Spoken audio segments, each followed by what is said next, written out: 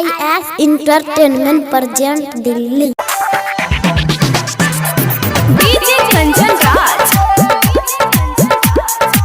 हाजीपुर वैशाली।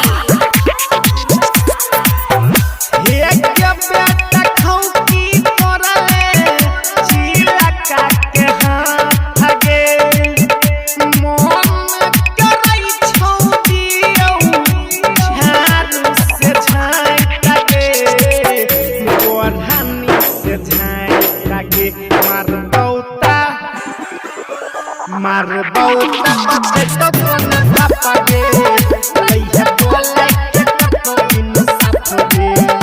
मार बौता बचे तो कोन बाप गे लइया बोले के तो इन साथ गे।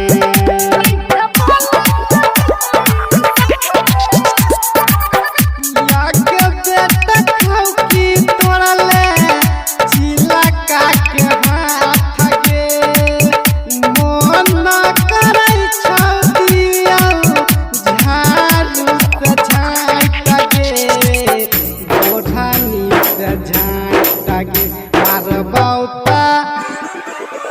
मार बौता बचे तो कोना बाप गे अरे बोला के करतो इन साथ गे। मार बौता बचे तो कोना बाप गे अरे बोला के करतो इन साथ गे।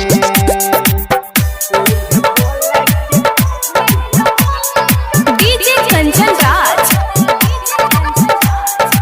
हाजीपुर वैशाली।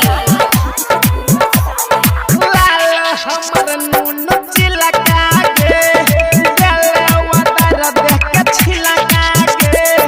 छोड़ दे भी तोई हम नहीं छोड़बोगे घर के पूरा जीवन के हम करबोगे। लाल हमर नून चिलका गे जलवा दर देख के छिलका गे।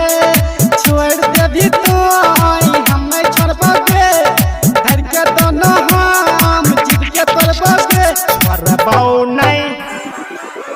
छोरा बाऊ नहीं तोरा दे बहुत गे लइया बोले के करतो इन साथ गे। छोरा बाऊ नहीं तोरा दे बहुत गे लइया बोले के करतो इन साथ गे।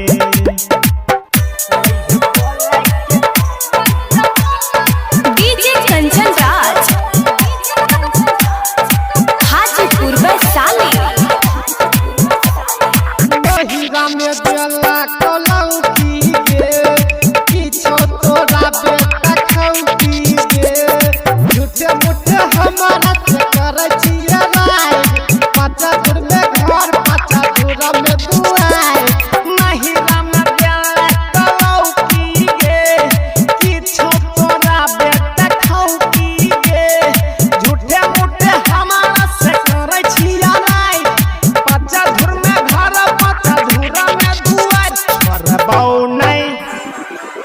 छोरा बाऊ नहीं तोरा दे बहुत गे लइया